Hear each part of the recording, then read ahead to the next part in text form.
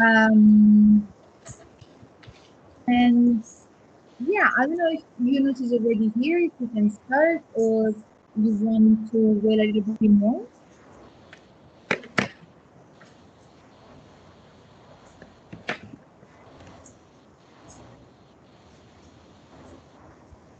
I think we can start actually. If you don't, if you feel it's, we are recording, so I hope this is not a problem for privacy reasons. So we have to tell you we are recording. If you are not okay with this, you have to leave this meeting. So because we're recording, and okay, I think we can start because Jonas, thank you for being here. We were waiting for you, so now we Thank you can too. start. It's okay. Yes. Thank you. Sorry for being late. No worries at all. We are so glad to be here, and I kindly ask you to mute yourself when you are not speaking, to all of you, all the participants, so even the guests and just the attendees. And when you speak, unmute yourself. So I think we can start, Camilla. Absolutely, it's my pleasure. Okay, then we have already introduced briefly the Young Republic, so I think I can already introduce to all of you our wonderful speakers and guests today that who are gonna discuss about the political participation of refugees and migrants in Europe. So we have the pleasure to have Jean Didier here, the president of the Greek Forum of Refugees and president of the Congolese community of Greece. He's an advocate for rights and migrants of refugees, and in the meantime is also a PhD candidate in the domain of cloud computing. Thank you so much, Jean Didier, for being here. Thanks to you. Thank you for this opportunity. Thank you very much. Thank you for your time. We have Yunus. He founded the Afghan migrants and refugee community in Greece in 2001, co-founder of the Greek Forum of Refugees, with a huge experience, I would say, in different institutional settings, from the Forum and Economic and Social Committee of the European Union to the National Council to the Greek Ministry of Justice, to the European Union Agency for Fundamental Rights, and co-founder of the Refugees Idea and Solution for Europe, and also awarded by the Human Rights Watch for extraordinary activism in the US. It's a pleasure to have you here today, Yunus. Thank you so much for taking the time. Sorry, thank you very much. I was muted. Yeah, thank you for sorry. No worries. Our third speaker is Adel from Syria, founder of We Organization Netherlands, dedicated to tackle xenophobia and promote social inclusion. And he's also the vice president of one of our long-standing partners of the Young Republic, that is the Voices of Young Refugees in Europe. Thank you so much, Adel, to be here today with us. Thank you so much for the invitation. And last but not least, we have Adam, an award-winning educator, campaigner, and social entrepreneur. He is a former member of the Youth Advisory Council of the Council of Europe, member of the Pools of Experts of the European Youth Forum, with a wide experience of 13 years working for democracy and human rights in the Middle East, North Africa, Europe, from the British Council to the City of Amsterdam to the Finnish National Agency, and of course, co-founder and former chairman of the Young Republic, and currently project manager of our super exciting project Voicify, that I'm sure Adam will have the chance to talk about more later on. Thank you, Adam, for being here today. Thank you, Camilla. Thanks all. So as you can see, the scene is full. We have super interesting and experienced guests here. So I wouldn't waste any more time and I would just dive into our discussion. So today we're here to discuss, as I said before, the political participation of refugees and migrants in Europe, as also, I would say, the core of all the work of our speakers today with their organizations and of our own work in the Young Republic. But before tackling specifically the political participation issue, I would just for one moment take a step back and really do a reflection on the broader concept of participation. So I think it's, at least personally for me, it's very interesting sometimes to flip the reflections, and in this case with participation, what it really interests me is the connection between participation and access. So while discussing with our team, we thought about an example when we say if we don't go to a party, there can be several reasons that we don't go to a party. It doesn't mean that we don't want to go, we don't want to participate. It can mean that we don't have the right dress, we don't have the means, we don't feel that we can go. And I think it explains a bit also what I mean by access and participation, when what are the requirements to participate, what we need to participate socially and politically, first of all. So I really would like our speakers, perhaps Jean Didier or Yunus, you can tell me what you think about access and participation on one side and on the other.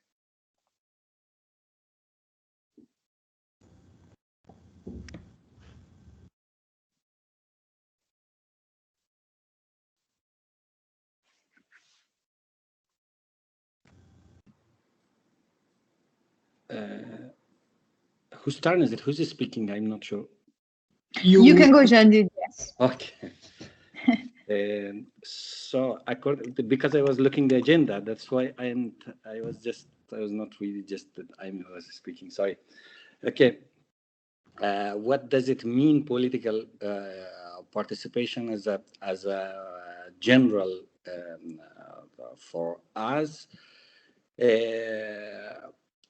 The first to explain that what is Greek form of refugees. The Greek form of refugee is actually a self-organized network and organization that was established by refugees themselves. Actually started from the park that when I and my colleagues came in Greece as asylum seekers, that there was not any asylum system working or any reception center. We were sleeping actually in the park. So we started to be active for us to being visible and having access to services. From that time until to this time, that we are a network of more than 11 communities in national level, and also we are members of different networks in European level, and we are I can say that we are included in somehow, and we are participating in decision-making process, which was the goal of Greek form of refugees.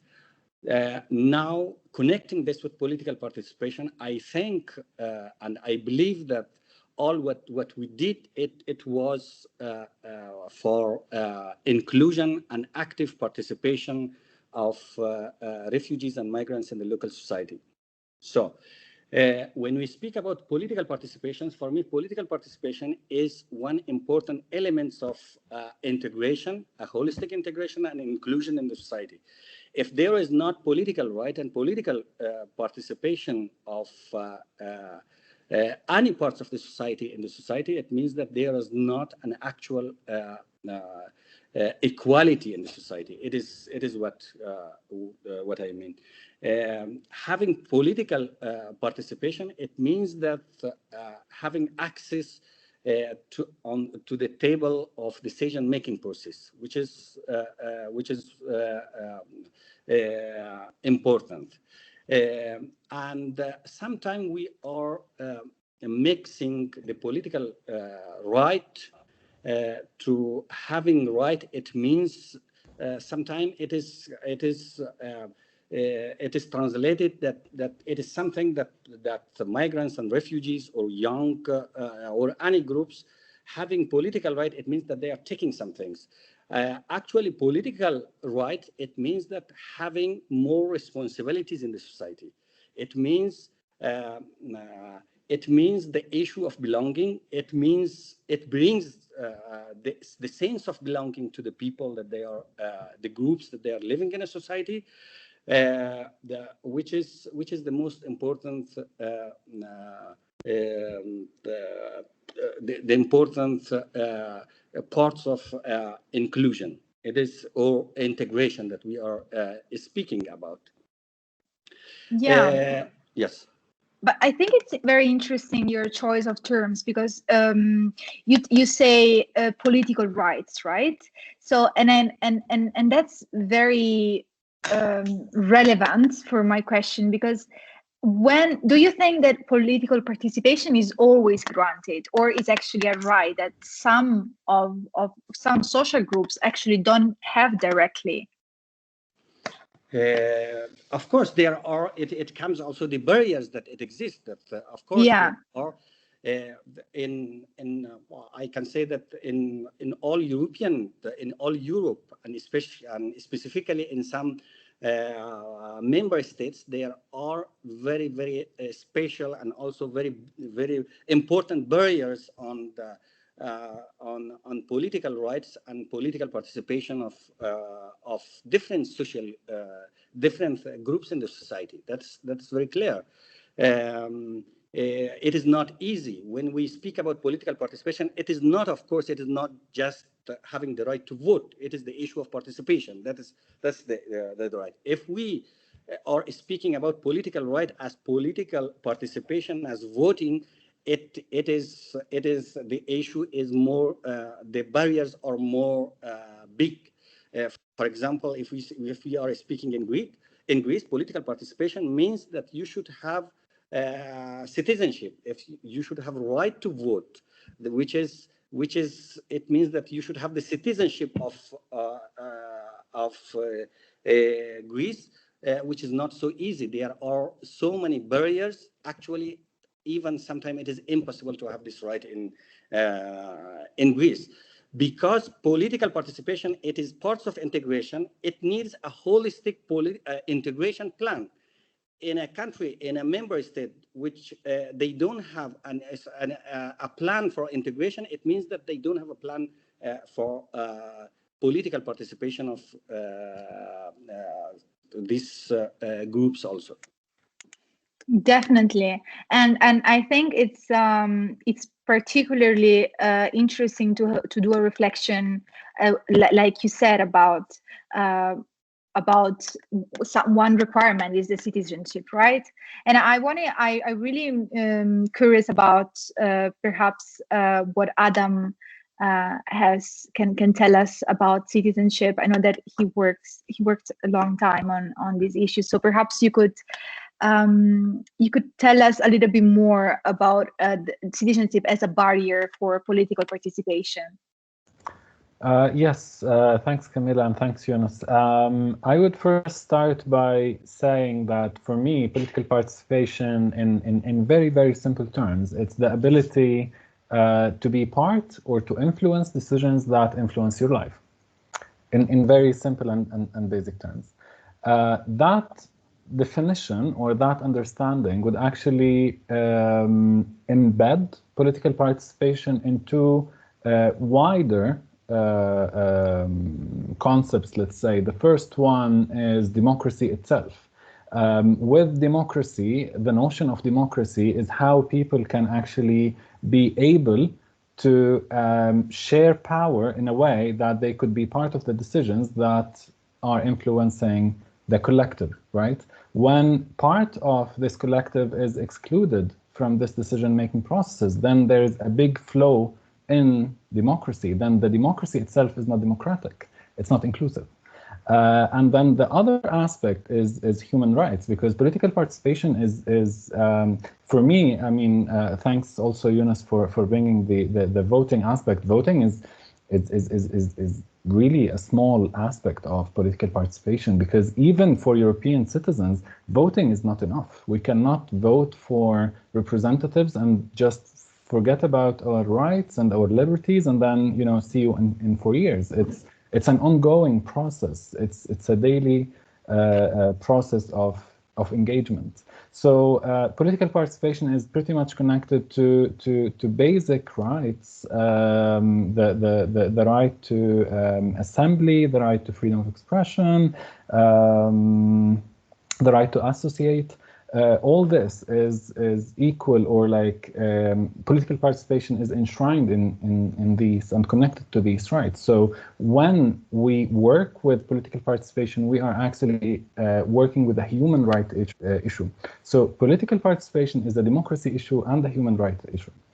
To come to the question of citizenship, in many European countries, this has been framed intentionally or unintentionally as a citizenship question. So if you have the citizenship, then you have the right. If you don't have it, then you don't have the right. And that is sort of my problem with the notion of citizenship, because it decides who has the right to have rights.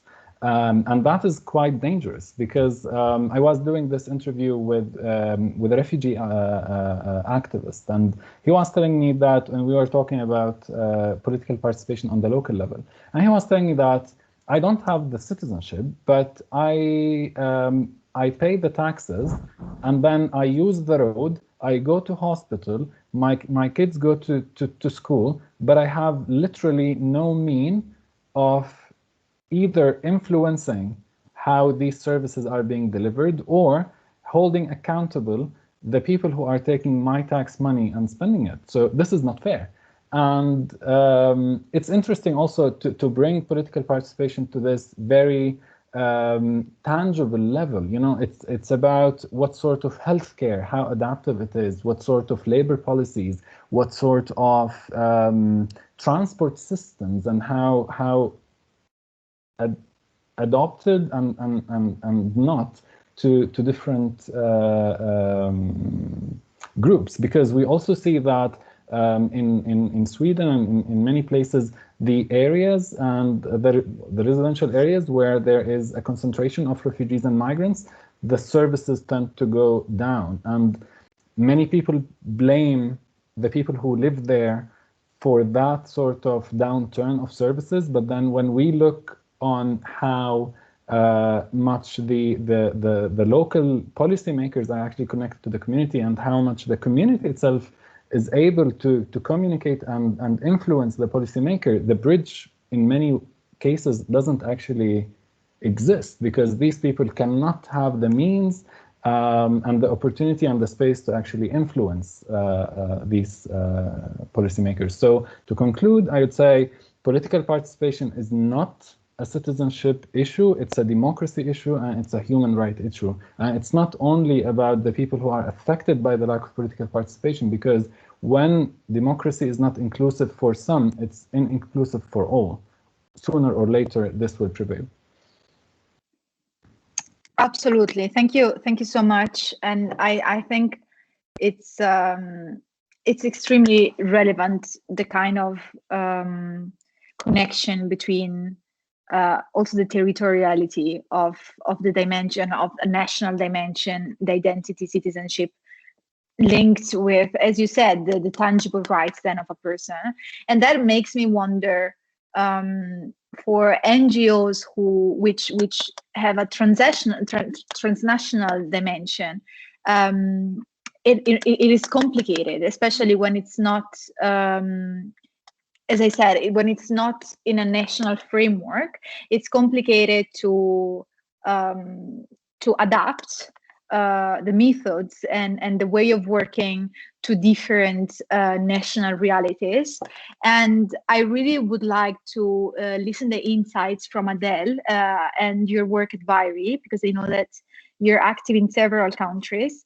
How do you manage then to keep an agenda, of course, an agenda of advocacy, but then to adapt it in different national frameworks. Sorry, apologies. Could you repeat just the last part? My connection dropped. Sorry. Sure, no problem. So I was saying that I see the political participation as really dependent then on the national reality of where an NGO or civil society is acting.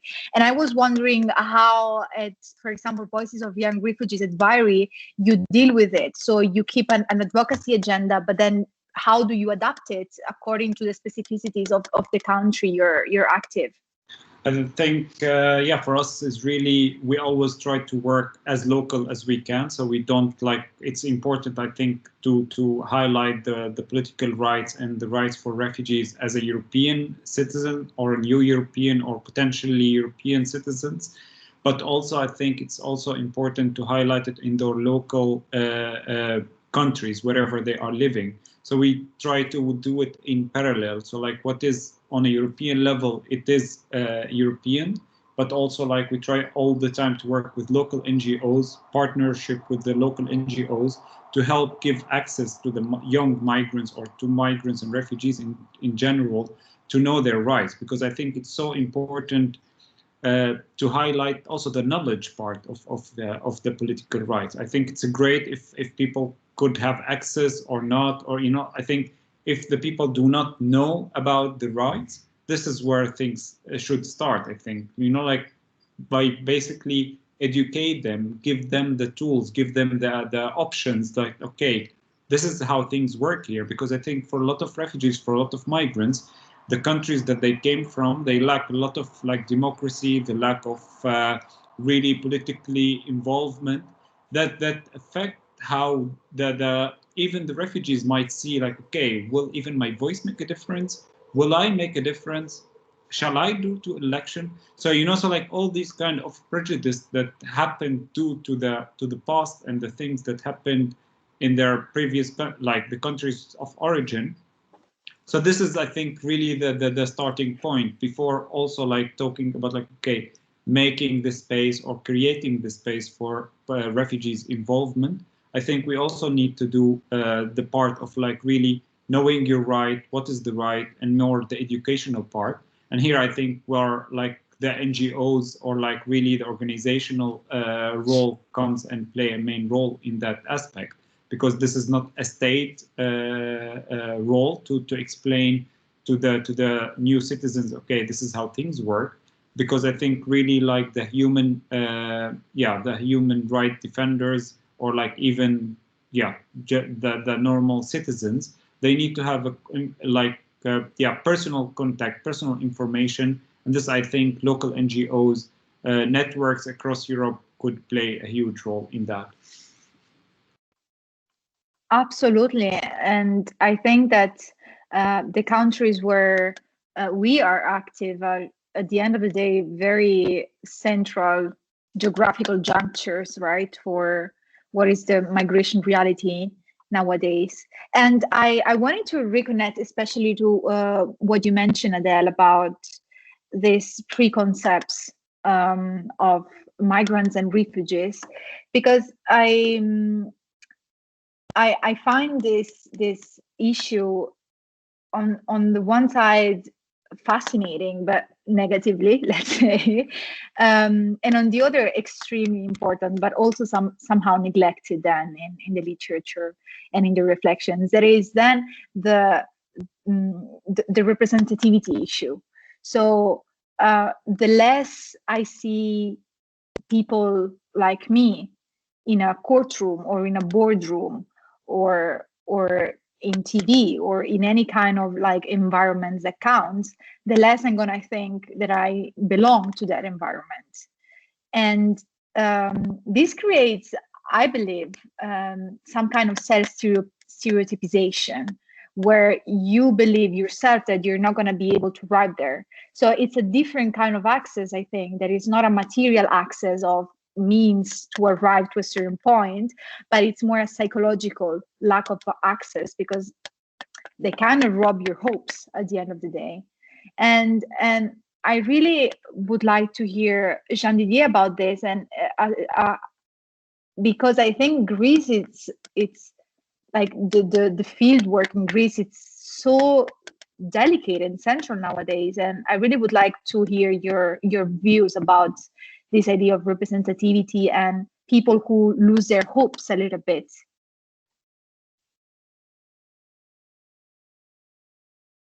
You're muted, Jean-Didier.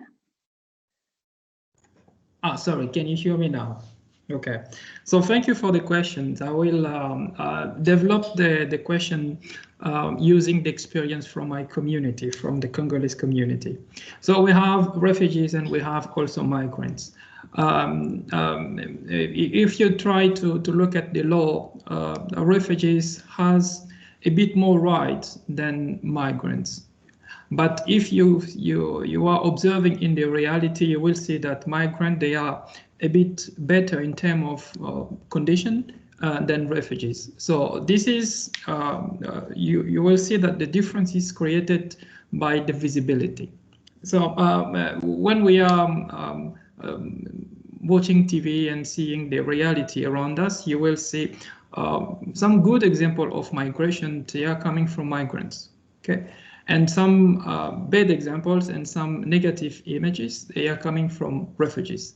So even if the person has some rights, he cannot use those rights for changing his own life, because the image he's creating for himself is not something positive. The right is connected to the responsibility. So we know that the political participation is somehow bounded by the citizenship in the concept of Greece, more specifically. And we can observe that people doesn't feel belong in the Greek society if they don't have citizenship. And if they are not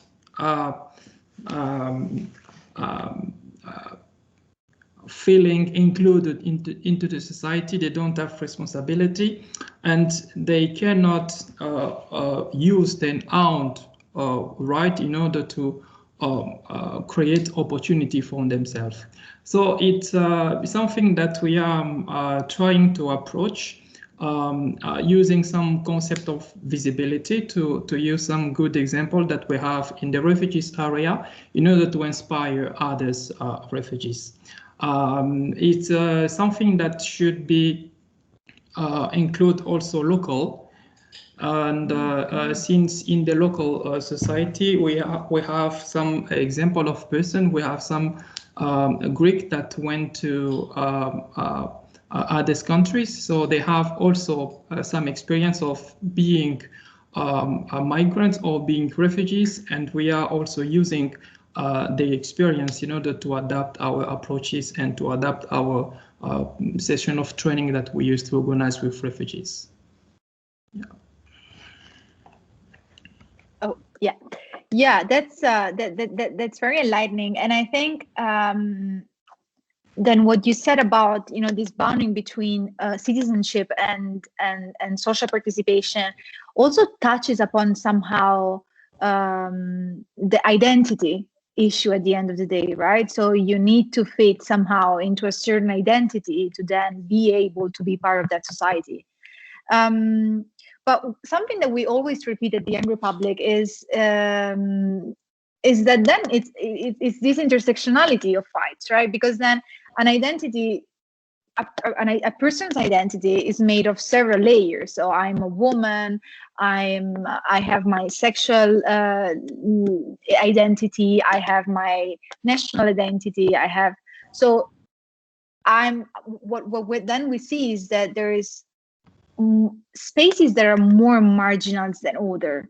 So I was reading this report a few weeks ago, where it's concerning the numbers of women refugees and their representativity in European communities, for example. So how certain layers then overlap and really creates extremely marginal spaces then. And yeah, I know that Adam is very attached to this idea of intersectionality, of idea of a bit the grand strategy, right, of fighting on different fronts. And I really would like to hear both Adam, but also feel free, all of you, to jump in whenever you feel right. And for the audience, also feel free to, I forgot to mention at the beginning, to ask questions in the chat, and then we can pick it up and answer to them. Yes, thank you, Camilla. I perceive the fight for political participation of refugees and migrants and asylum seekers and undocumented as part of the wider struggle for racial equality, and the racial equality is part of the wider struggle for social justice. And in the social justice, under this big word, we have other forces fighting for women's rights, for LGBTQI rights, for minority rights. All of this is not separated from climate justice. We cannot shy away, and we cannot close our eyes from the consequences of the climate disaster that we live today, and how disproportionately it's hitting the global south, the predominantly non-white global south that is paying the highest price, and that people are being forced to move, to flee, because not because they don't like the weather, but simply because they don't have anything yet left to eat. All this is connected, and we cannot take this specific struggle and run with it and not see the others. And I think something that I always like to mention, when I was in the advisory council of the Council of Europe, we were 30 young people, and each of us had a focus, or we call it a portfolio. And I remember in most of the sessions, we had this agreement, me and some others, that I will not talk about young refugees, but I will highlight their struggles, and they will not talk about their struggles, but they will highlight the struggle for political participation of young refugees. So I was talking about young minorities, I was talking about trauma, I was talking about LGBTQI, because we don't need this silos anymore. It's not only women who are talking about women's struggle, it's not only LGBTQI who are highlighting homophobia, it's not only Jews who are highlighting anti-Semitism, but we really need this intersectionality and this collaboration even between these different forces. Yeah, absolutely. I completely agree with the approach that human rights, we cannot decide which human rights apply, right? So it's either all or nothing. And I think that it's also some kind of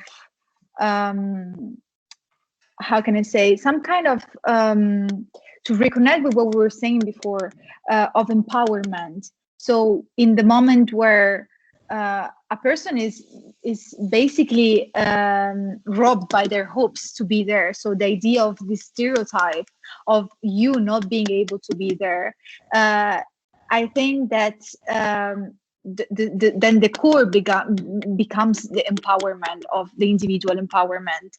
And I also believe that as organizations, in our case, in the Young Republic, we are fully committed to really talk about empowerment. So giving the means and changing this, disrupting a little bit the narrative of these dynamics of power. But I'm really curious to hear from the Greek Forum, how do you see empowerment as the key solution? How do you apply this idea with your members and with your with your entourage, let's say? But before that, I just wanted to mention something that I also forgot to mention at the beginning. connected to representativity, is that at the beginning of the webinar, we meant to be to have 4 male speakers and 3 women speakers, but unfortunately there were some setbacks, so we ended up being 1 woman against 4 men. But I wanted to stress this, that we are totally, as the Young Republic and all the organization present here, committed to gender empowerment and representativity. I just wanted to stress that and leave the word to our members of the Greek Forum. Yeah, I will start, maybe Yunus will complete. The empowerment, it's some topic that we take very seriously. So we have some program about the empowerment of community representative and also empowerment of women, because we believe that refugees are first human beings, which they don't have only some situation or problem, but they also have some skills. And the best way to approach the refugees issues is to use refugees themselves. So you cannot use some person if you cannot empower this person, if you cannot give that person some more strength or some more knowledge in terms of training. We said before that the right is connected to the responsibility. So another way to push in the direction of the right is also to push in the direction of the responsibility. So for that, we have to train person, we have to empower them to be able to describe their own problem, but also to be able to propose the solution that will work for themselves. We have some more example what we are doing in the Council of Integration of Migrant and Refugees in different municipalities here in Greece, where refugees and migrant has the possibility or the opportunity to meet with the local authority and to discuss to some subject related to them. So for those persons to be able to tackle in the very productive way this kind of meeting and to use those meeting as opportunity to change their life, those persons must be empowered. So they will have to leave the way of thinking that I will waiting for solution from others. So I'm a kind of beneficiary. So we are trying to empower those persons in terms of training and in terms of psychological assistance in order to feel useful for themselves and for the society they are living in. Yeah, I don't know, Yunus, if you want to add something about your work related to the empowerment. You are muted, Yunus. Something that's happening. Sorry. When we speak about empowerment, it is for us in Greek Forum of Refugees, as Jandidir said also, and somehow it is being active citizens in the society. It is active participation of all parts of the society. It is not just migrants and refugees. So for us as a network or umbrella organization of refugee and migrant communities, it means that communities being visible and represented and active participants of in the society. That is the most important. So that is the empowerment. So I think in order to achieve that, you should take some steps, which Jandidir also said. It is the first, I think, which is important. It is the raising awareness. And one colleague before also said, I think it is raising awareness on rights and responsibility. It is not just right and also responsibility. It is what we are doing. It is practically we are speaking. One of the issues that we are starting first with the communities, it is raising awareness about the right and responsibility.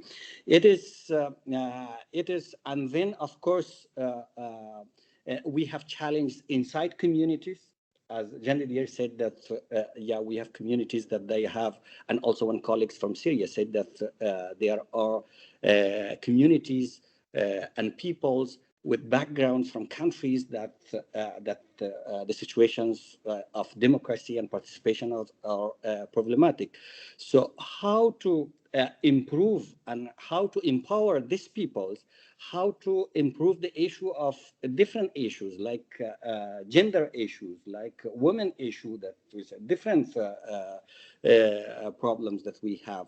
So the issue of diversity inside the communities, and also the issue of raising awareness in the local society, which is the most important. And also, and then we are coming to the capacity building. It is the, how we can create a capacity for the community to represent themselves in a way of, in an effective way in the society.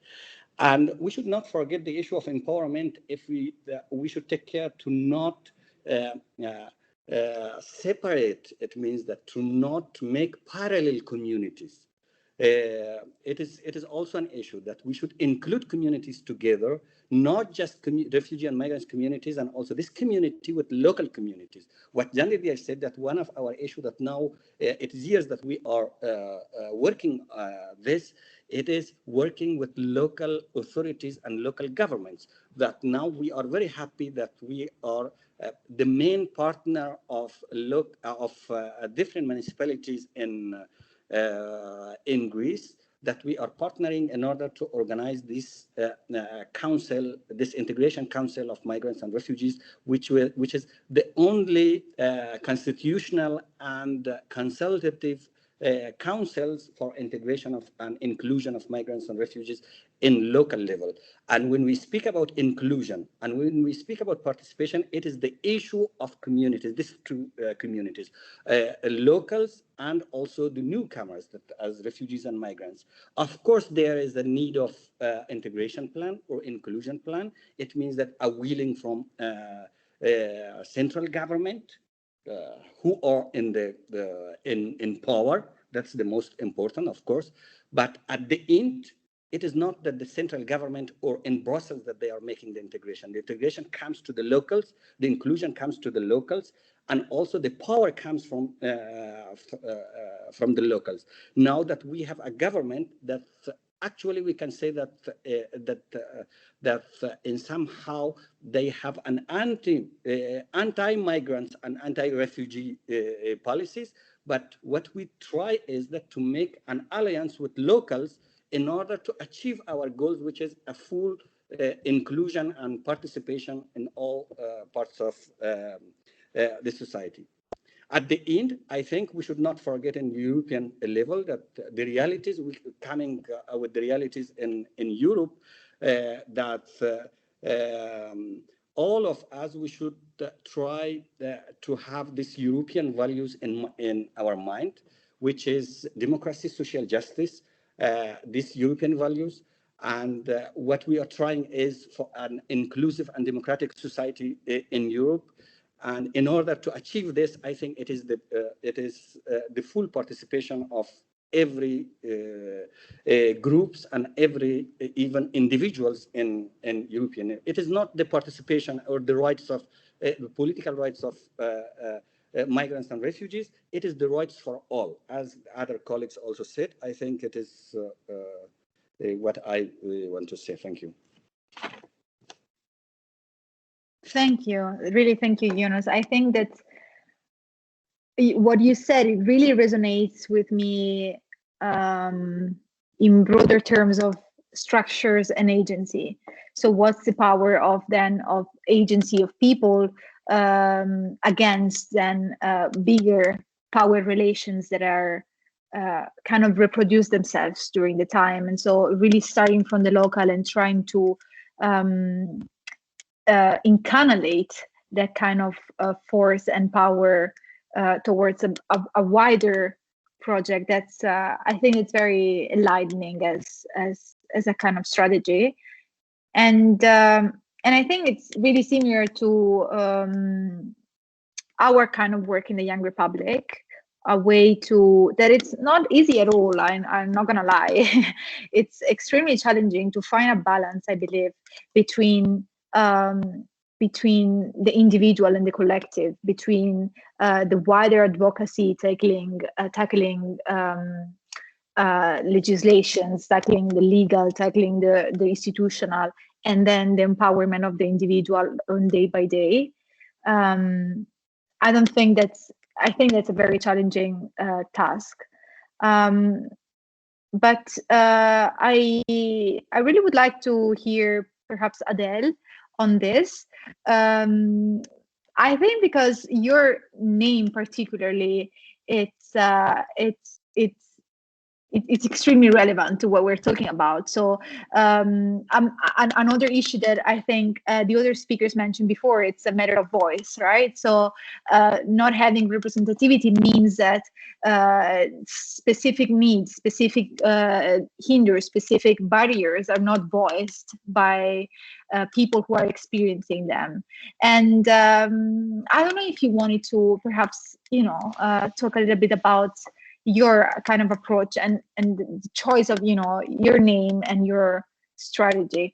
Sure, thank you. Yeah, for us, I think at like VIRE, the Voice of Young Refugees in Europe, this is, I think, so important what you said, like also the voice, because I think sometimes you don't need to be on the table. Sometimes your voice is enough to make the change. So like, I think this is also something that we don't always say like, okay, if I'm not at the table, if I'm not in the room, that means I cannot do anything. It starts with the voice. It starts with really highlighting what's the problem. I think now also we are living in the digital age where like social media. So like with VIRE, we're really trying to use all kind of resources that we have to bring the voices of refugees and to really bring the voices of young refugees and youth with migration backgrounds to the policymakers level. So like being the channel, being the speaker, where we can really multiply and really bring it in a louder voice to the room, to the tables, wherever the room is, or and the table is that we're talking about. And again, I think it's so important to bring the local voices. So not only on, so like also what Adam has mentioned, not only about like, I don't want to talk about my experience or only my portfolio or only my kind of expertise, but really extended to all different kind of, so like I'm based in the Netherlands, all our board members are also based in different countries. We always try to really bring, okay, what's happening now in your country? What's the challenges now there? So then like we also can partner with the organization. We can really try to make the change that we want to see. And this, I think, it's also something maybe to build up on the discussion about empowerment. This, I think, it's also so important to be the examples for others. So when we are talking about like, okay, we want to have a migrant representation. So like, okay, the NGOs who are working in the field, the organizations that they are working in the field of migration and refugees, get migrants and refugees, be the example that you want to be, not say like, oh, the state should have, and then we don't have anyone in our team. So this is, I think, it's also a matter of the social aspect of responsibility of including and representing the migrants and refugees, but also like the women. So like, for example, at VIRE, our president, Maria, she's a woman, but like for us, when we talk about also with migrants, women, and see like, and tell them like, okay, our president is a woman, and then they will feel empowered, like, okay, then I can also be, I feel myself representative there as a woman in VIRE, or, so like these kind of things, being the example that for the work that you are working towards, regardless, like the LGBTQ, the refugees, the women, all this, so like no single fights anymore, so this, I think, is also so important, so like from Black Lives Matter to Me Too, to like all, and I think this is the last couple of years, we really saw how collective as a young generation we become, and how the using of social media really bond the youth on like, okay, we all equal, we should all, like, we call for social justice, let's move towards that. So then, will you stand for my cause if I stand for yours? This is, I think, was 10 years ago. This time I feel that we reached the point that, okay, everyone is standing for everyone almost, you know, like for the causes, you know, that's become like the norm where everyone agrees on. Definitely. I feel completely in line with this kind of vision of really having a holistic approach, right, against the general power dynamics in society that at the end of the day touch everyone. And there's something that we always say in the Iran Republic that also Adam mentioned before, that is, if a society isn't inclusive with a certain social group, it means that it's not inclusive with anyone at the end of the day. And I find it so true, especially in my personal experience. I'm Italian, but I'm based in the Netherlands, and I can really see how the lack of inclusivity at the end of the day is going to touch everyone. Nobody's going to be saved from it. And that's when I really wanted to touch upon. So we talked a lot about this empowerment and the psychological aspects of political participation and representativity. I think now it can be time to go more into what Adam first earlier called the tangible dimension of it. So, and I wanted to start with an example, as I said, of the Netherlands. So we are active here, and we encountered many cases of young migrants and refugees who have struggled so much to find a job that could sponsor the visa. And one of the last cases that we dealt with, and that particularly shocked me, was a young Egyptian who found a job, and everyone was so happy. But he found a job not in a corporate; he found a job in a small startup. And so the government asked the startup and asked the company to go through a endless and impossible process to prove the government that they were actually a legitimate company and that they were not some kind of made-up company to sponsor a visa.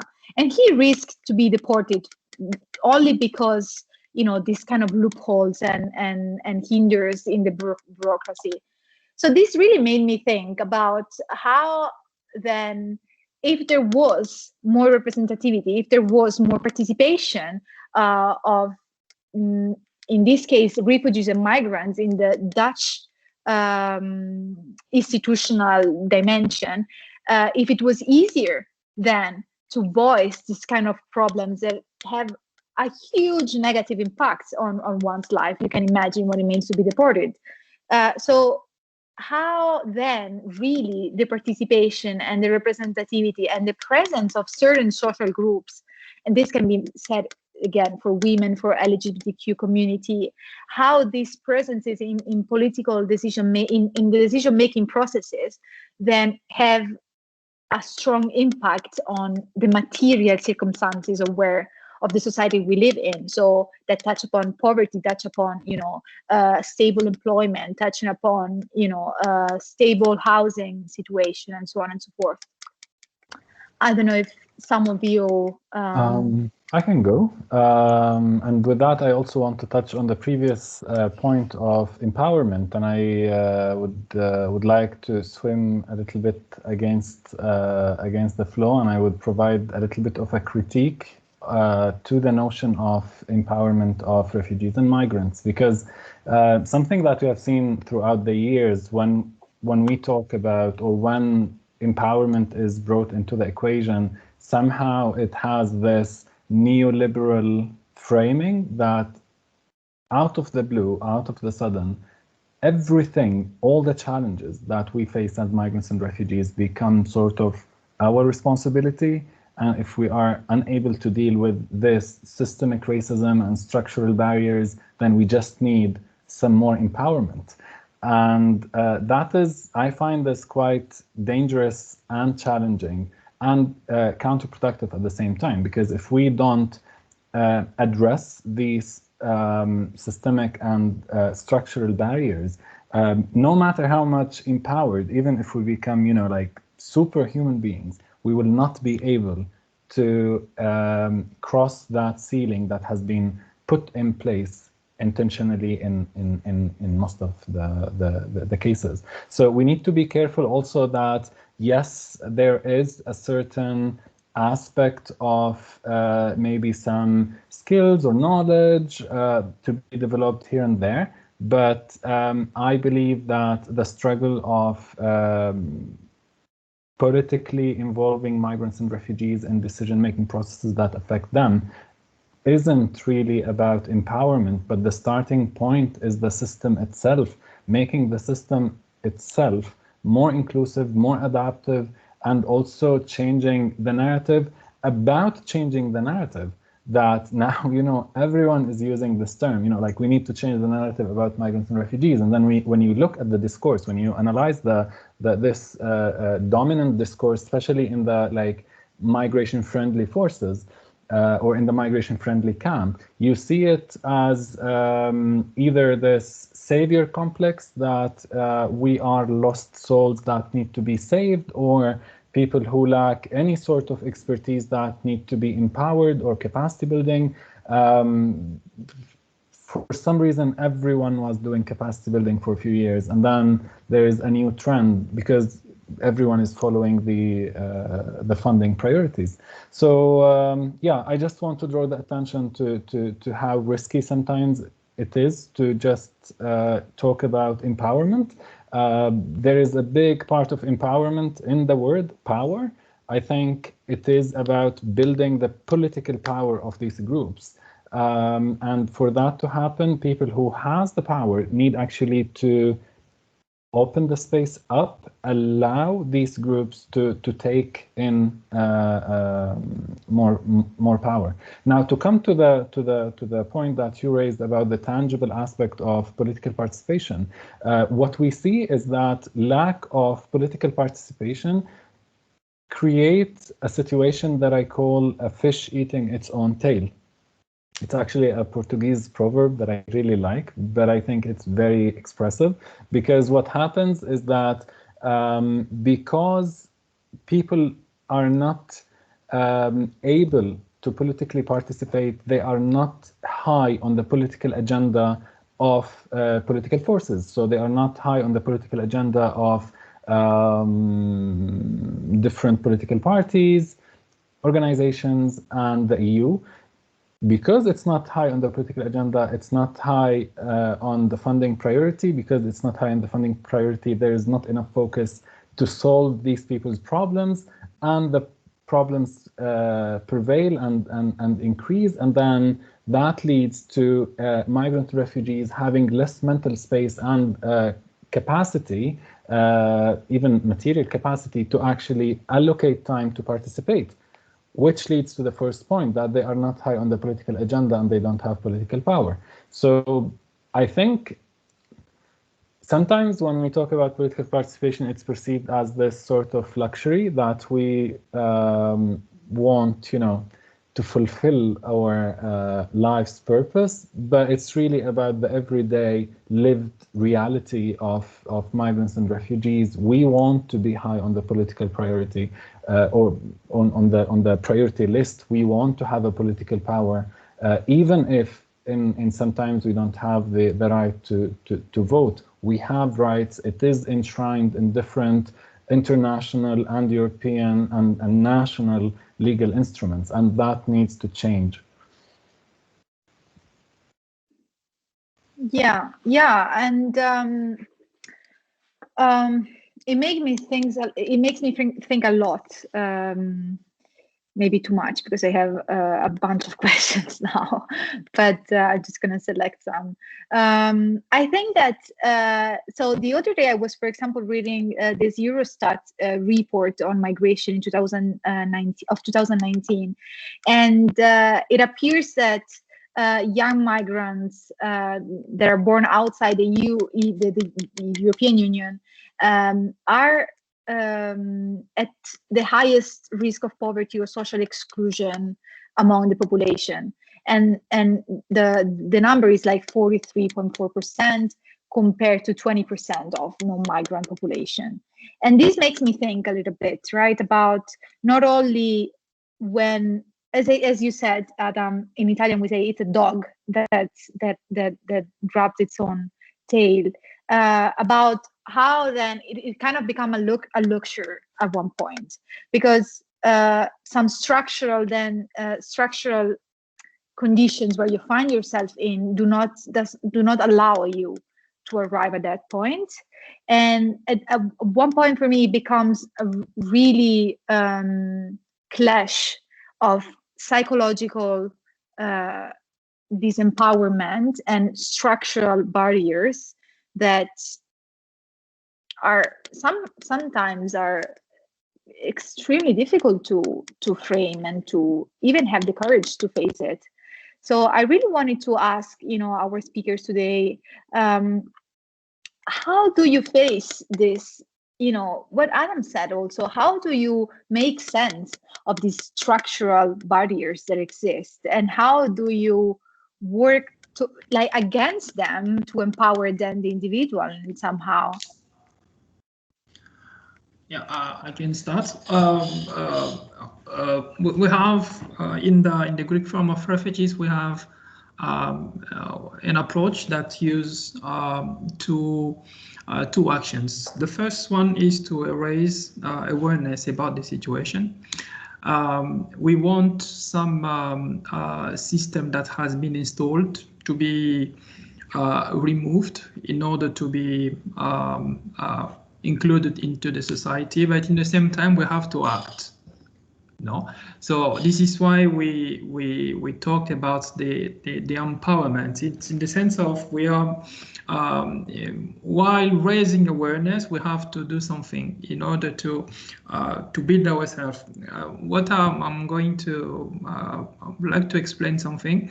As the president of the Congolese community of Greece, I used to announce some job opportunities within the community in different groups that we have. So I try to have some statistical element in order to understand a bit the situation. Many members that has the right to work, they cannot work because they don't have the skill to work, or their skills are not adapted into the Greek society.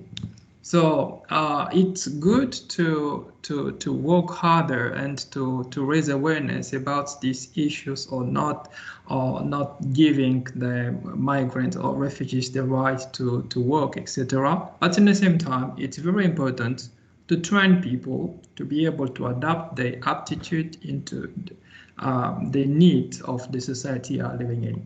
So we have two actions that has to be taken. And if you listen, Yunus, in the beginning, the Greek Forum of Refugees that is playing a very important role into the refugees area over here in Greece. It started by refugees themselves. So we are strongly convicted that if we don't do anything, no one will do that for us. So the first thing to do is to try to be useful, to try to speak and to try to act, and in the same time try to find some allies. They could be Greek locals and some authorities that could understand some language in order to raise this awareness of exclusivity that we can see in the society. Yeah. Yeah, I think this alliance concept is very interesting, and it make me think also about another element of this fight, right? The fact that the demographics of migration, that according to the stats is more than half of youth, so is youth made.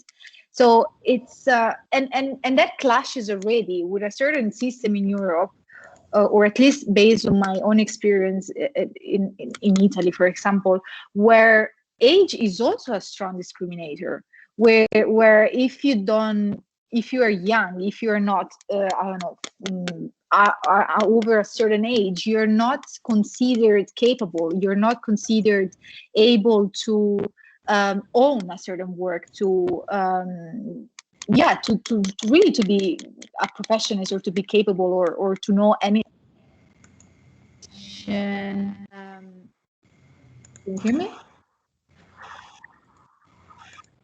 Can you hear me? Yes. Okay, Yes. sorry. Yeah. So there's a strong discrimination also based on age, and considering that, migrants, the bulk of migrants is also young people, and that it already arrives in a let's say in an environment where young people, now there's been all this, in the last year there's been more awareness about youth as an active participator of society. But like, I think it's extremely interesting to really think about this overlapping of layers, where there's social groups within another social group. And I really wanted to ask Adele, but any of you are very welcome to intervene. How do you see this issue of like the responsibilities and also the discrimination or the barriers of that youth bears in this historical moment? I think it's really so important, this point that you raised about, like, especially the age, like, I think we see it, like if you are above 30 or if you are above 35, then you will be considered old, like you're not youth anymore.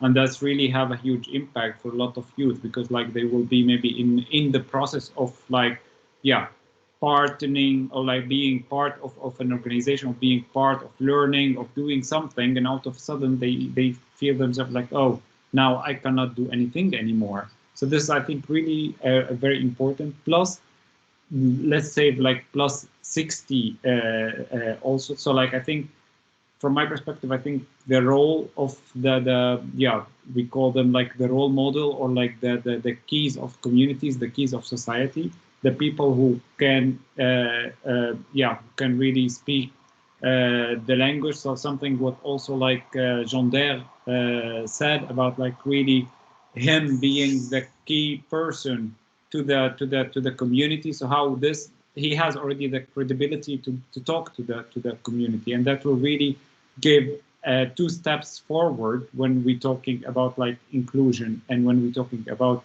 participation as well. But also, I think when we're talking about like the role model or the key people to a community, this is also so important, because they are the channel to translate, and not only translate for the language, but translate in a way that like the migrants communities or the refugees community will understand. And I can give an example. Lately in the Netherlands, we had the parliament election. And that was so transformative stage for a lot of refugee community and migrants communities, because like for a huge group who arrived in 2014, they already got the Dutch passport and they are able to vote. But for them, it was total unknown. Like they never voted. They have no idea about the parties. They have no idea about the programs of the party. And then you saw a huge role that a lot of key player, a lot of role model within the communities with different languages, using the social media, like going live on Facebook or Instagram, explaining one by one, okay, this is the program of this part. So like, this is also important to not guide the people, to not guide the migrants, okay, this is the best party, go vote for it, but really just give them the information, let the information be accessible and understandable for everyone. So let them taste the real flavor of democracy, the real flavor of being like my voice been heard. So this, I think, it's also something so important. And yeah, I think also about the representative.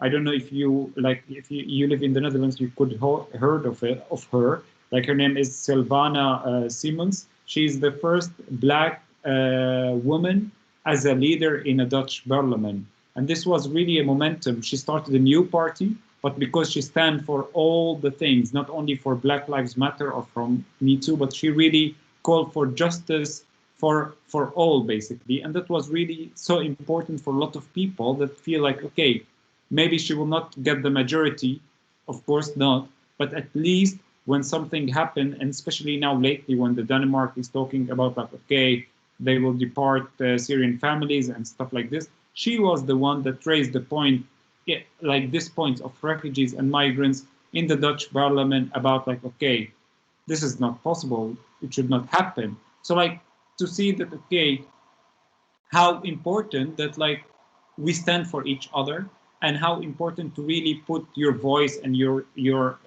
vote for the people who could really stand for you, not only for the majority, but really for the people. Like when such a thing happened, you really see that, okay, these people will speak up, will not be silent or silence when it comes to the core values about like democracy and about equality and social justice. Absolutely, yeah, and I agree. Then the last elections were very, really kind of a watershed, I think, in the Netherlands. It's impressive what's happening right now. So I think it's good, kind of, you know, to drive, you know, on the flow and try to make the most of it. And this makes me think about our, let's say, our final area of discussion. That is, it's the thread that connects us all here. There is then the responsibility of civic society and of NGOs and organizations right now as a middle ground between institutions and social groups. And I wanted to start with a question for Adam, and then we can keep going. I also wanted to hear Jean Didier. But first, I wanted to reconnect to what Adele said about stand for everyone and not picking your fight. That's very clear, and that's, you know, we all understood that it's central. But at the same time, if you have any experience in the audience with working in NGOs, you know that you barely live. You know, you are always overworked, you are always in delays, and you never have capabilities. So it's you know, it's some, how can I say, it's natural that then you have a scope of action, right? So I wonder how then at one point there can be some kind of alliances among NGOs and among several organizations to stand each of them for each other, and to really then create a more holistic, as I said before, strategy. And this, I think, is I mean, that's a question for Adam, and I think that it's also a good opportunity to talk about Voicify. That is our current project of whom Adam is the project manager, because I think it's really in line with this idea of synergy among NGOs. Thanks for that. I would first, like, there are 2 points in this. One is about the role of civil society, especially self-led organizations, and then I will talk about Voicify as maybe an attempt to materialize this responsibility. So the first one, there is a report by IDEA, the Institute, the International Democracy, forgot the whole abbreviation, but I would highly recommend to read it. It's about the political participation of refugees in 8 different countries in the global south and the global north. And in that report, they highlight that maybe the main vehicle for what they call non-formal political participation, so outside the political system or the voting system, it is actually the main carrier is civil society.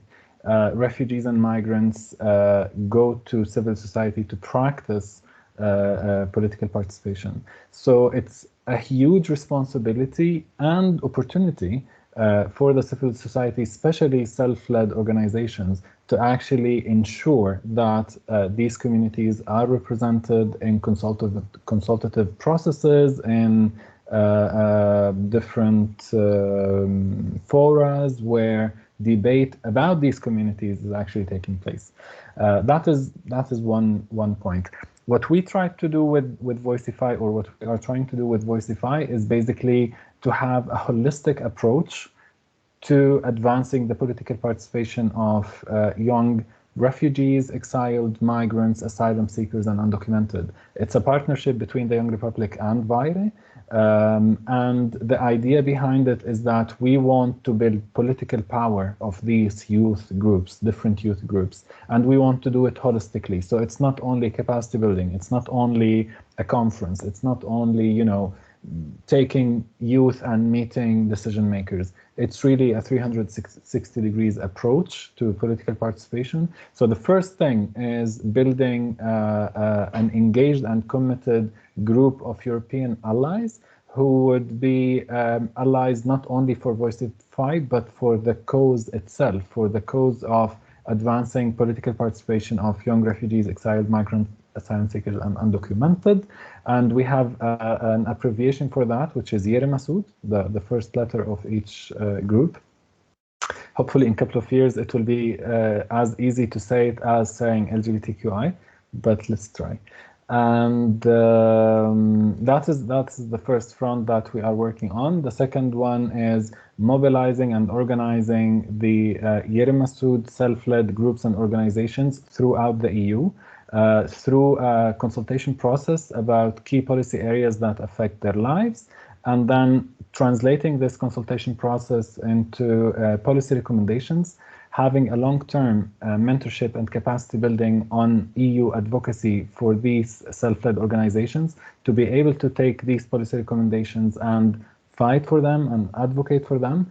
And then hopefully throughout all these processes, we would like to change the discourse through planned and strategic communication efforts, through working with the allies, but also through showcasing the professionalism and the ability of these youth organizations to provide value to the policymakers and to provide legitimate policy recommendations. And then we hope throughout all this that we are able to build the first European umbrella organization that would represent all these youth groups and organizations in the EU. So we want to build the umbrella organization for youth organizations that are led by refugees, migrants, asylum seekers, and undocumented. That is Voicify in a nutshell. And tomorrow, actually, we are releasing our call for partners, and basically we are looking for self-led youth organizations or informal groups to join Voicify, to be part of Voicify. Please follow the link or follow the call and disseminate it as much as possible to any groups or organizations you think they are interested to join our efforts. Yeah, and while you do that, you can also follow the Young Republic and the Greek Forum and Voicify and VAIRE on social media, so you can stay tuned with our activities. I think we are coming to an end, but I wanted to, to an end of the discussion so that we can give space then to the Q&A from the audience. But I wanted to finish with a bit of a reflection of the importance of why we do this. So it's not easy. It's as like me, all of us and many of us have studies, work on the side and everything. But as Yunus also really reiterated today, there is a responsibility, and it's a big one. And it's I think it's worth to give the space to our speakers to really speak a little bit more about your organizations, your work, give visibility, because it's central then to build capacities, to build, to attract people to then keep living and keep the good work up and keep fighting. So this is, I think, my last note about really the importance of work like the Young Republic or the Greek Forum or VARI. And perhaps, yeah, you can, share with the audience a little bit of details of your organizations. And just to be clear, we are, as the Young Republic, we are always seeking for young and enthusiastic young people to join and to support us in our work and to collaborate. So if any of you is interested in our work, in the work of VARI or the Greek Forum, don't hesitate to contact us or to follow on social media. I think we can, I don't know if the Greek Forum of VARI wants to start, perhaps?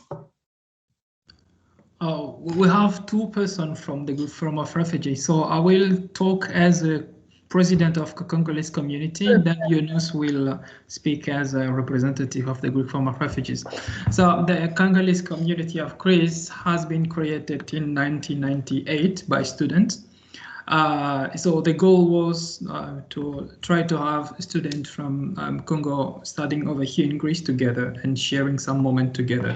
It was very simple organization since they didn't have challenges that we have today. But since 2012, where we have a huge amount of asylum seekers coming from Democratic Republic of Congo, so things had to change a bit. So the goal changed, and the community has the main objective of promoting or supporting the inclusion and integration of Congolese persons living over here in Greece. I get involved into the community 2016. I was a student. So after my lesson, I was going to the community for helping to translate Greek lesson from Greek to French or from Greek to some languages that we have in Congo. So the approach that we are in the Congolese community, we give more importance to the training. So we have every time, almost every week, things change a lot with the Corona crisis, but we have a Greek lesson, we have English lesson also, and we also organize many training on entrepreneurship and also digital marketing, since there are some domain where people can get involved easily, and they can also have opportunity to work. And in our activity, we try to include also others communities which they don't have any legal representation over here in Greece, and also we have Greek in our activities. So it's a bit what Adele and Adam said, and I really like. We have to include others. No, you cannot just fight for your own situation. You have also to fight for the Greek issues. So it's all the time important to have also to be involved in others struggling. It makes your efforts more valuable, and we increase in visibility that way. And we are a member of the Greek Forum of Refugees, and we also participate to different municipalities with local authorities, having some discussion about the integration and also about the inclusion. So this is how I can describe a bit the community in general. So I can leave the floor to another person. Thank you.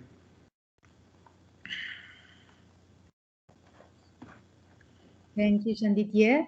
Perhaps Yunus, you can share with us. Thank you very much. A little bit I explained that, yeah, Greek form of refugee, it is a self-organized and refugee-led organization, that it was started by refugees themselves at the time that the issue of refugee itself, it was not visible, and it was not accepted by Greek authorities, even by Greek public. So it was started to raise awareness and to show the issue of refugee and seeking asylum here. It means that the first when we started, even we didn't have an asylum system here in Greece. So there was not even one reception center in Greece. So what was our activity? It is how to organize communities themselves and making them visible, and through this making visible the issue of refugee, and also advocating for an asylum, a just asylum system in Greece, which I'm happy that we were part of the organizations that we are participating in order for the first time in 2010, that the first time Greece had an independent asylum system was written in 2010, but it started to work in 2013. And Greek form of refugees was present there. As I said, it started by some people in the park, and then connecting different communities, organizing communities. We are not an organization of giving services. We are an advocacy organization, bringing communities together and empowering the voice of refugees. We started with 3 communities, and now we are 11 official communities and different unofficial groups from different countries.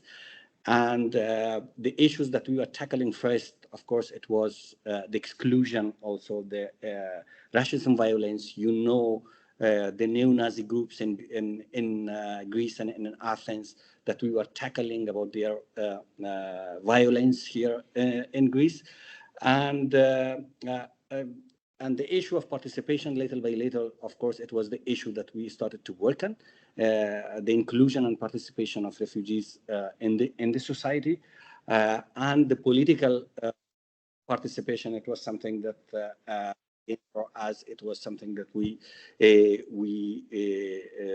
had as a goal, and we are happy that in some last elections that we had in Greece, we had our core members candidated with different parties in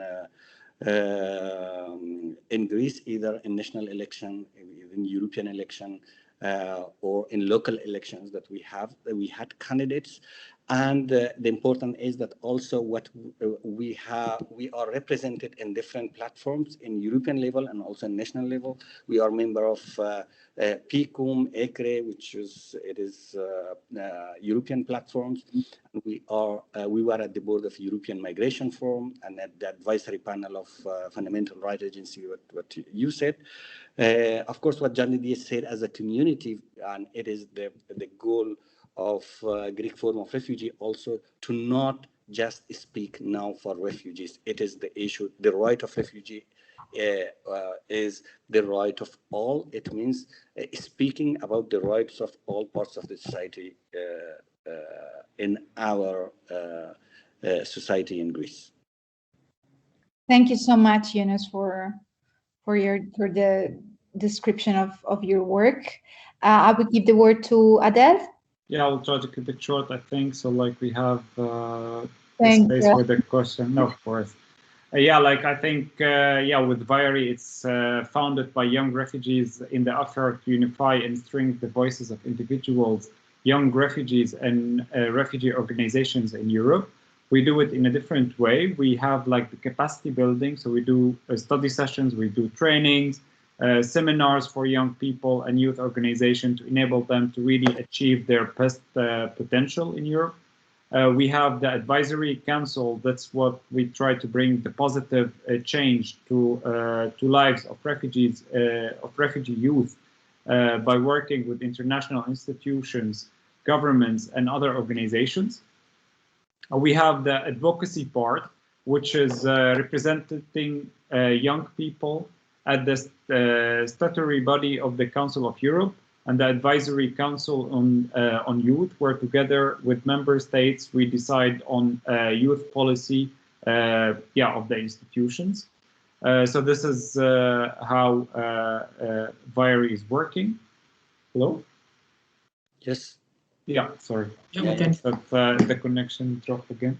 No, so yeah, I think we'll keep it here. I will put also like the website in the chat box for people to have more information.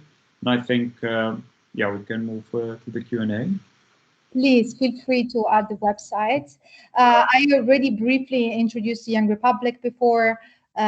For who you lost it, if in case you lost it, we are European youth and refugee-led NGO. We work on empowering active citizenship and the civic engagement of refugees and migrants in the host communities in Europe. And our areas of work are mainly advocacy, education, and research. So if you're interested, we can also add our website here, and we always have new vacancies that you can find in the website or in our social media. And I think we can go to the Q&A from the audience. Perhaps let's see. If you want, I can we can unmute the person who asked the question, so there can be a nice interaction between question and answer. Okay, let's start perhaps from the beginning. I'm sorry.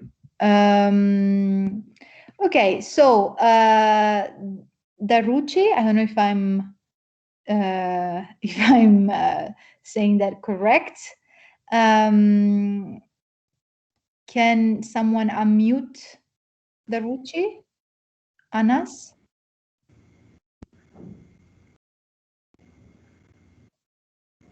The question is, there is any hand of the states to keep avoid migrants and refugees from the political participation because of some wrong beliefs about Middle East countries or countries from where they come from? I don't know who would like to answer.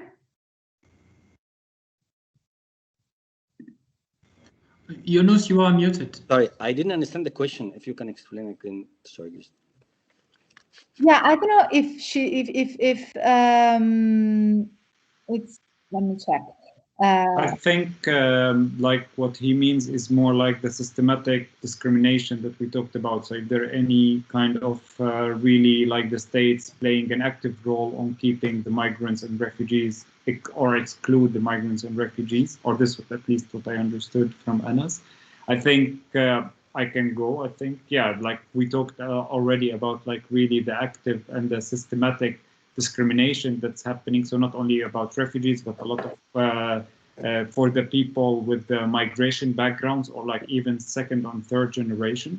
So this, I think it is actively, but like hidden discrimination.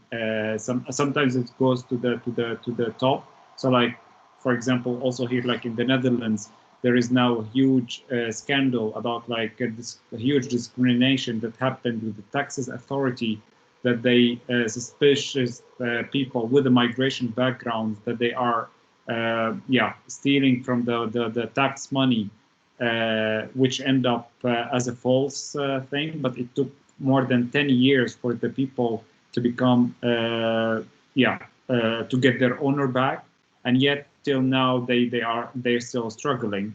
And the common thing between all these people, that all these people are double nationalities. So then they figured out that there is a gap in the system that says, okay, if the people with the double nationalities, that means that they are a higher risk of avoiding taxes or doing illegal stuff than the people with one nationality. So this is also the things that when we talk about, yeah, and systematic discrimination for people. Something maybe I could add on that is I think it's not only the states, but also the corporations benefit from the lack of political participation of migrants and refugees in general, not only the youth, because in many situations, these people form the vast majority of cheap labor in Europe that is maximizing the wealth of these corporations. One of the legal ways actually to do this is the so-called empowerment programs. When people arrive in Europe, they are given an obligatory, in many countries, they are given an obligatory internship that they need to do. And it's framed that, you know, it's a way to introduce you to the job market. But I have seen countless examples of people being used as free labor. So to stack shelves or to empty trucks or any sort of work like physical labor that you don't really learn anything, but are just working for free for the European corporations and maximizing the wealth for these capitals. So if we take, for example, that in Sweden, if we only say only 100,000 people did 6 months of this obligatory internship, we are talking about maybe a couple of centuries of free labor that is being put into the Swedish economy. Of course, some people landed a job, but if we look about how this is used and how it is systematically making use of these vulnerable groups, of course, there is an interest to keep these people politically absent. Yeah, me also just want to add on what you said that unfortunately there is a concern that all these problematic policies are deepening against migrants and refugees in every countries and every generally in Europe. What we see, and I'm living here almost 20 years, and what I see that unfortunately these policies that are excluding migrants from participation or having full rights are deepening in different countries by policies that they are taking up by different governments. Absolutely. Thank you for your inputs. And I would go on with a question from Salem Osama that unfortunately is not here anymore, but we can answer the question anyway.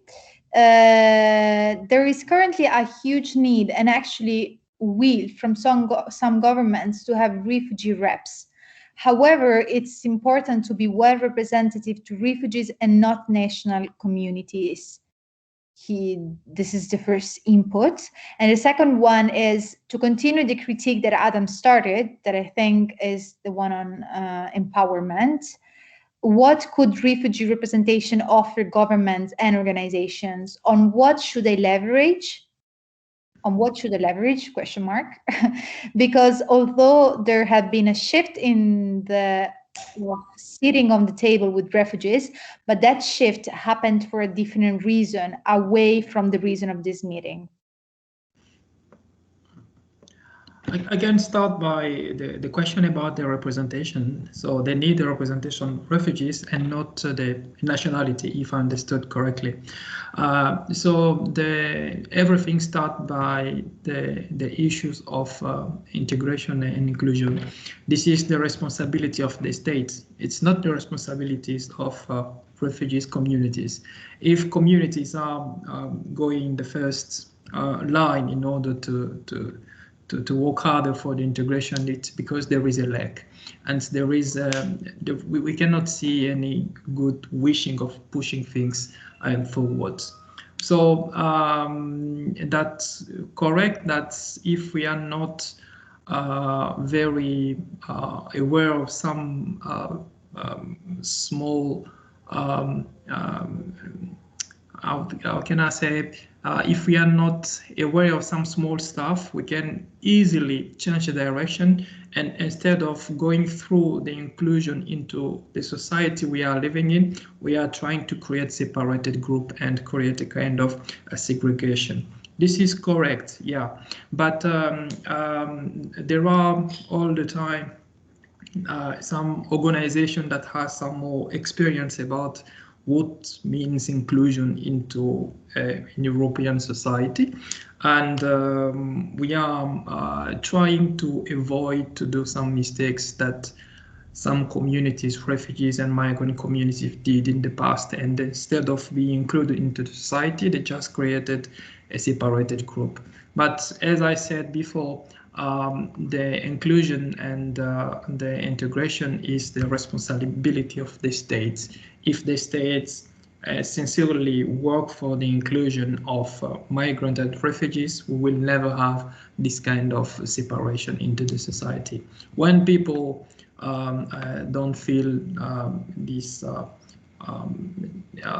belong to some society, so they create their own group. So this is normal. And the best way to tackle this thing is to go to those authorities, because we can see that they are not coming to us, so we will go to them and to try to explain some stuff, to explain some our approaches, our needs, also what we can do for the society. Yeah, I can also add some more element about the discrimination that we have to refugees and migrant population. I will go through some approaches. In all the country, we have different political parties which don't have all the time the same program. So we also need to build some good relationship with some political party which has some values that we think that they could erase or they could reduce the racism. And we also have to work with some civil organization into the society. So what we used to do in the Greek Forum of Refugees, there are some organization in the civil society of in Greece over here, and we used to work with them.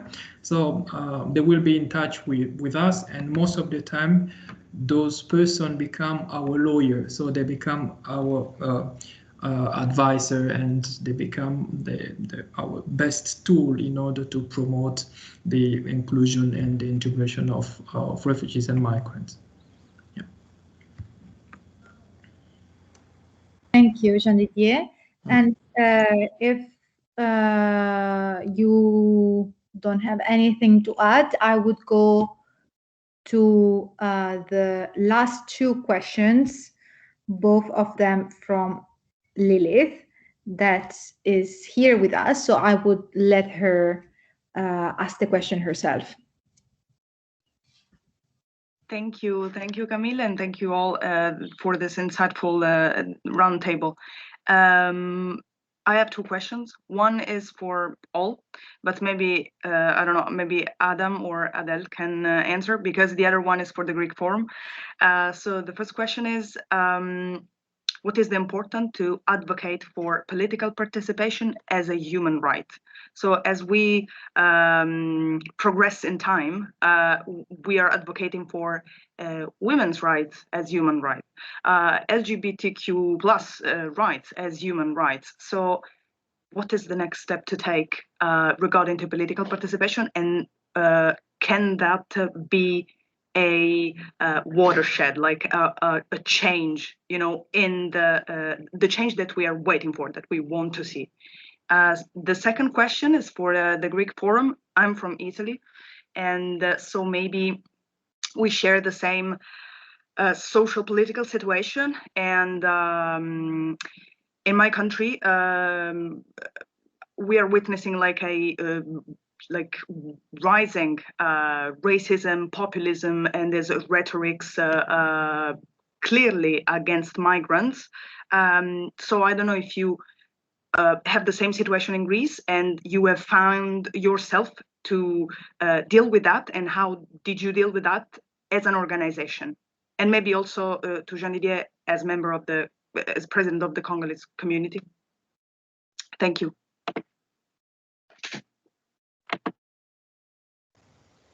Do you want to go, Adel, or should I go?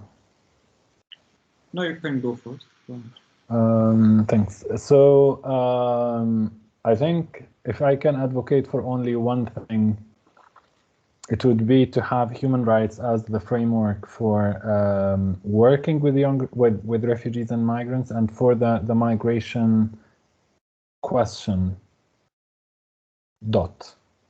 Like, for me, the only way to approach this issue, whether it is from the political participation or social inclusion or other issues related to migration, it would be to tackle it through a human rights framework, and to tackle it in a human rights-based approach. Otherwise, because that's the only sustainable way, and because we already have legal instruments that we can rely on. Otherwise, it's either securitization approach, where we deal with these people as threats, which is it's only contributing to the problem, because we are not seeing the macro level forces in play that are actually displacing these people. People don't appear on the footsteps of Europe magically, you know. As I said in the beginning, it's not like I say that if you ask any of the refugees today in Europe when they were 4 or 5 years old, no one would say, you know, like, my dream when I grow up that I want to be a refugee in Europe. That was no one ever's dream, right? People were forced to move. No one takes such a lengthy and horrendous journey unless they have to. No one actually endure the racism and discrimination and the physical harm, physical and emotional harm in many places in Europe unless they don't have any place else to be. Securitization is not an option. The other option that I find it quite harming also is this charity approach, this help notion, this lost souls that need to be saved approach. Because also when people don't feel that their dignity is respected, their agency is taken into consideration, people just, as Jean said, that when people don't feel that they belong to a community, they create their own. So I don't see any other approach that would actually be sustainable and doable except for a human rights-based approach.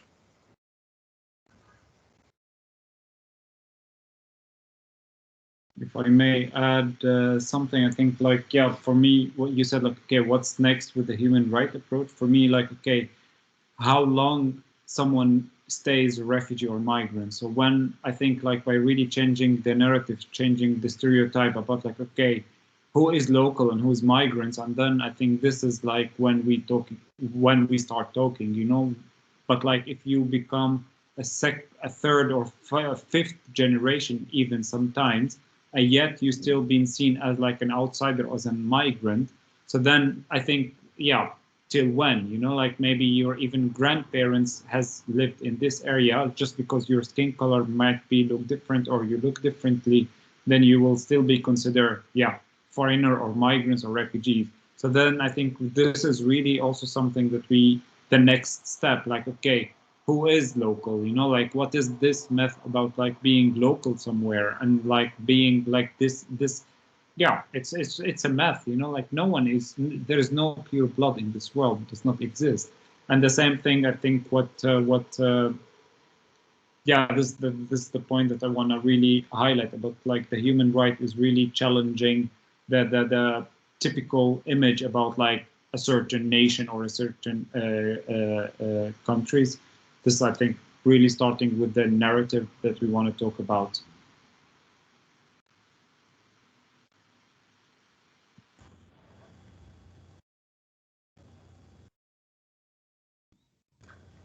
Yeah, I think Janidier or Yunus, if you want to answer the second question of Lilith, you're welcome. Yeah, so about the racism and discrimination, we are facing almost the same reality over here in Greece. And the situation became difficult from 2019 when some political parties they came in the government. So there is our observation is that they are using some visibility strategy. So they are trying to do not allow refugees or migrants or any organization that can speak, telling the reality, to be on public space. Yeah. So since you cannot defend yourself, since you cannot have a different point of view on the public space, so people are having some very negative idea, and this is creating a very bad narrative in the society. So we are in the level of the forum, we are losing lobbying in order to tackle this situation. So we know some person that has access to the public space. So those person could embed our philosophy, our way of thinking, our beliefs, and then they can try to spread. And we are also using some other channel in order to raise awareness about the truth about the situation as it is. In the communities level, what I can observe is in the area where you have a lot of refugees and migrants, this fear of having fear of foreigners, it doesn't exist. There is racism, but the level is different. So what we are, because we used to organize activities with locals, so they are being in touch with communities and with people of different cultural background or color of the skin. So now we are trying to change a bit the approach, because when we organize our activities in the communities and in the forum, it's almost the same type of person that used to come. So they are already used to be in touch with refugees communities. So we are not expand our influence into the society. So we are trying to organize our activities in different places where no refugees and migrants. You have almost zero number of refugees or migrants in this kind of area. So this will increase our visibility. We can show that we are not what they used to show on TV, that people are in reality, they are different. And this has some results, because we saw that some person they are becoming very closed to refugees or to migrants. It's just because they never been in touch with refugees and migrants. That's all. They are not bad. They are not good. It's just that fact. So we are trying to reduce a bit this distance and to break some walls that are between us in order to try to understand each other, because it's all the time it's work when we have a presentation at the universities area where you can have the opportunity to talk to students. This brings different point of view, and we have some person that understand better and better the refugees issue, and they can be our allies. So that's what I can say about that. Maybe just I can add what Janidier said, that I don't know actually that it is the situation here in Greece and other European countries, or maybe it is a little bit similar to Italy. But it is actually the issue of narrative at the society regarding migrants and refugees. And this narrative is changed mainly here in Greece by two very important factors. One is the political situation, who is in power, and second, the media. In Greece, unfortunately, the media always all the media is following the politicians. So what kind of government you have, and you have the narrative also accordingly. As an example, if I speak that in 2008-19, we had a kind of narrative, negative narrative, false narrative, I can say that, against migrants and refugees, that populists and far-rights were using this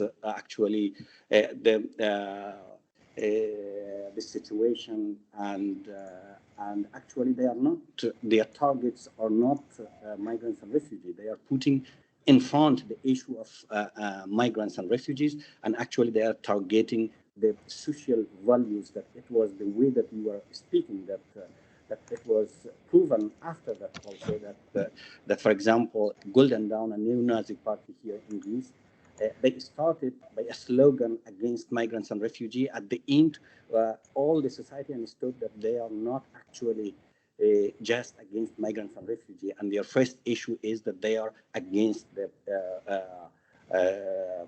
social values, the values, the democracy that we have here. And they start, and they killed a rapper that he was shouting for freedom and democracy here actually. So, and we came in 2015 when the political situation changed, that we had left party in the government. So suddenly we had 150 degrees change of social narrative we had. And suddenly we had a huge waves of solidarity to migrants and refugees. Of course, it was not just this political change. It was a self information or raising awareness that because of this huge influx and huge coming of arriving of asylum seekers at the border of Greece, Syrians and others, I think it itself, it creates a wave of solidarity and also changed the narrative. And then media and all this time were following this narrative. And I can say examples that the very important reporters and journalists, that they were using the words, very bad words against migrants and refugees. From 2015, they started to use the words more friendly, human rights, they are refugees, they have rights, everything. And suddenly we saw from 2019, when we have the political change, and this media again started to follow this political situation, that now we have this policy of populism. And again, we see that the far rights and populism against that, they are starting to use this narrative that has been created by politicians and also media together. The way that we are tackling, adding that what Adam said, that exactly we should speak, when we speak about the rights of refugees and migrants, we should speak about human rights. It is a human right-based discussion should be created. That's the most important. And exactly what Adam said, that we should speak that why refugees here, why refugee? None of us, we dreamed and we wanted to leave our countries, and we are forced to leave actually. It is the last chance, the last choice, the last hope for refugees in that they are leaving their countries. That is that I wanted to add. Thank you. Thank you so much to all of you for this last input. I think we're running out of time. But I really wanted to express all my gratitude, and it was an honor and a pleasure to moderate this webinar, to have the chance to meet you all, to hear your really valuable and priceless insights and experience and ideas. And thank you for the, also to the audience to be here to follow us for 2 hours. That it's not something, how can I say that, we take it lightly. We how stressful it is in this time that everything is online. So we're really grateful for your time. And I hope you're gonna stay tuned a little bit with our activities, both the Young Republic, Bari, and the Greek Forum, but also the Congolese community in Greece, and that we're gonna see you all in our next event, hopefully. Thank you so much. Thank you. Thank you all. Bye bye. Thank Thank you. you. Thank Bye-bye. you. Bye.